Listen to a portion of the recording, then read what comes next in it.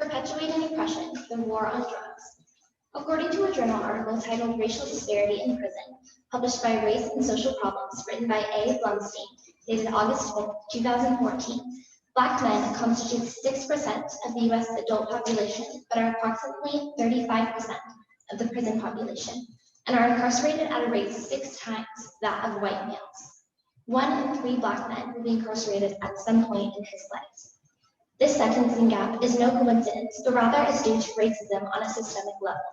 Today, we are going to discuss how the war on drugs, the 13th Amendment, and mass incarceration all perpetuate the oppression of Black people. First, by exploring the history of the war on drugs, then connecting it to systemic oppression, and lastly, exploring solutions to work towards racial equality in institutions. According to an article written by Feller J. in May of 2000, titled Punishment and Prejudice, Racial Disparities in the War on Drugs, and published by National Criminal Justice Service, the term war on drugs was coined by President Richard Nixon, who labeled drugs as public enemy number 1. In 1972, during Nixon's re-election, he shifted far right on drugs with a tough on-crime policy and created a narrative that entailed that most of America's issues were attributed to drugs, and used this fear to help sway voters. More specifically, Nixon sought to appeal to white Southerners who had long-standing concerns about crime and drugs in Black communities. This was later called the Southern Strategy. According to the same source, Nixon implemented the Office for Drug Abuse Law Enforcement in 1972 and the Drug Enforcement Administration, both of which emphasized fighting drugs through the criminal justice system. Similar to slavery and Jim Crow, the drug war drew in major levels of support. Each were justified with their own rhetoric. The brutality of slavery was justified by dehumanizing people of color. Jim Crow claimed that separate but equal treatment sufficed, and the war on drugs presented morality and protection of children as its goals, while turning a blind eye to the racial injustice it promoted.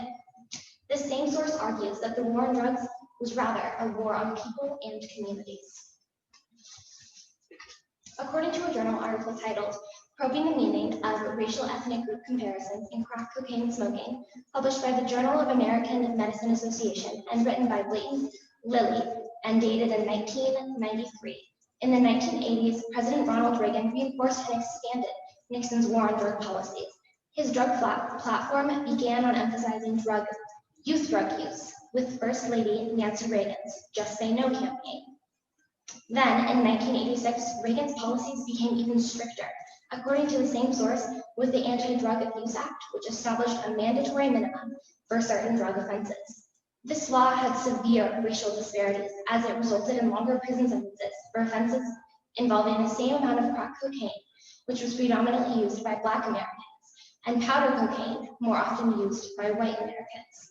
5 grams of crack triggered an automatic 5-year sentence, while it took 500 grams of powdered cocaine to merit the same sentence. George H.W. Bush carried these harsh penalties into the late 1980s, according to an article written by Hendricks L. and published by Semantic Seminar titled The Impact of Crack Cocaine on Black America and dated in 2013.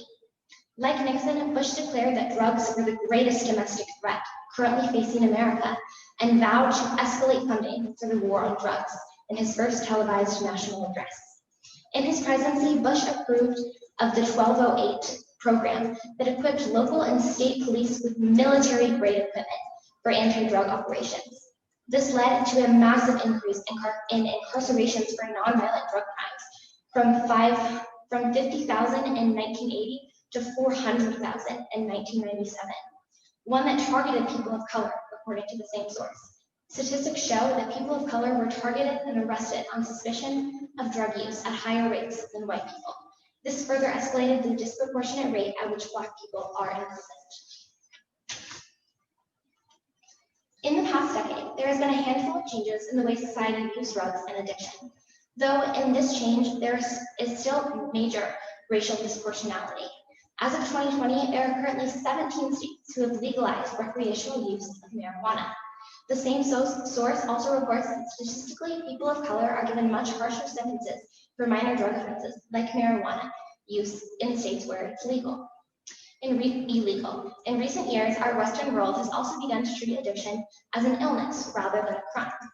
This awareness, according to a journal article titled Treatment versus Punishment, Understanding Racial Inequalities in Drug Policy, dated in 2020 and written by Woo Kim Jae and published by Health Policy Law, came about at the spark of the opioid epidemic. According to the same source, the opioid epidemic primarily affects upper middle class and upper class white people. As addiction spread out to the suburbs, we have seen an increase in rehabilitation centers and treatment awareness, though this understanding does not seem to extend to poor Black communities, according to the same source. Even though far more whites use both powdered and crack cocaine than Blacks, the image of the drug offender that has dominated media stories is of a Black man slouching in an alley rather than a white man in his home. Even as society begins to push for acceptance, a long history of false perceptions, stereotypes, biases, and racism exclude Black people from also rightfully being seen as a victim of addiction rather than a criminal.